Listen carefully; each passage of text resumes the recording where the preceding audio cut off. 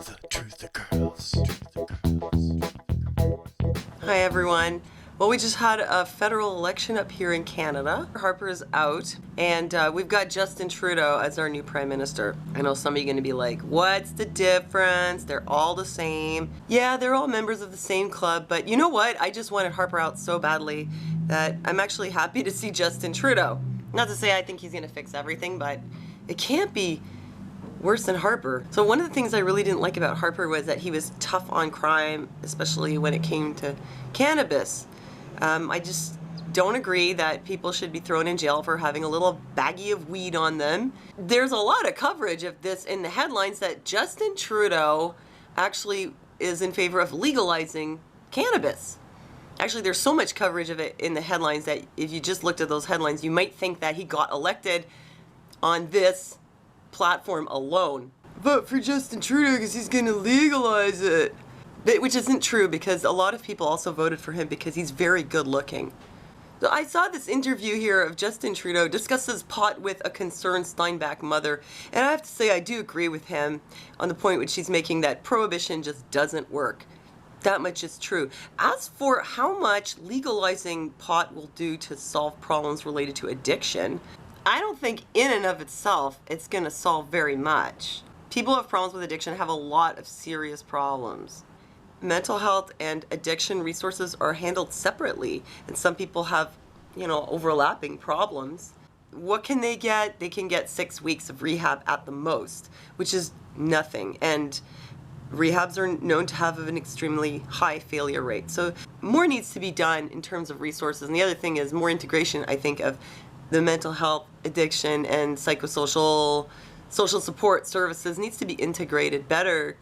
And homelessness is another factor. I mean, if people are unable to get off the street, it's very unlikely they're going to be able to get off drugs. A good example of a program that worked well was Utah's Housing First program, where they would first provide housing and then people would get clean, instead of being clean being a condition on which you could get the housing.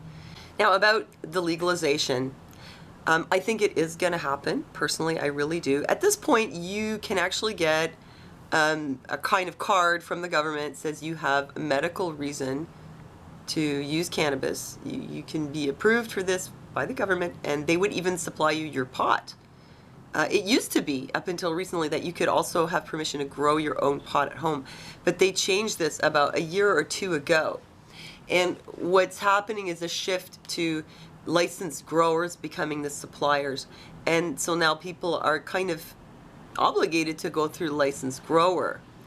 What I see happening down the road would be a system just like what they have with alcohol, where the only people who can sell alcohol besides wine and beer in Canada is the government. It's kind of funny because the government really has a monopoly on vices. You want to drink hard liquor? You got to go through the government. You want to gamble? You got to go through the government.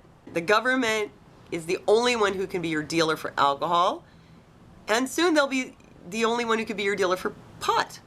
I mean, it seems like they've got everything cornered, except maybe prostitution. It would be weird if down the road you had to call the government up for an escort.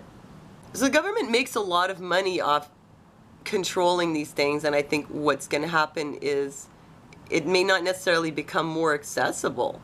But what probably will come out of this is they'll be able to control the price, which will probably go way up, and the quality. And maybe down the road, people are going to have to be smoking GMO pot because that's all they can get. But at the same time, I think that it's a step in the right direction. It's better than putting young people behind bars for having weed on them. You take an 18-year-old and put him in jail for selling some weed,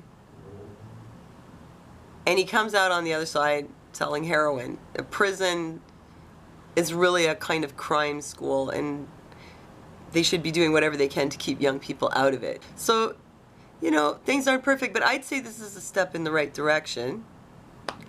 So let me know what you think, and thanks for giving me a thumbs up, and thanks for leaving me your comments, and thanks for listening to me, and I'll see you next time.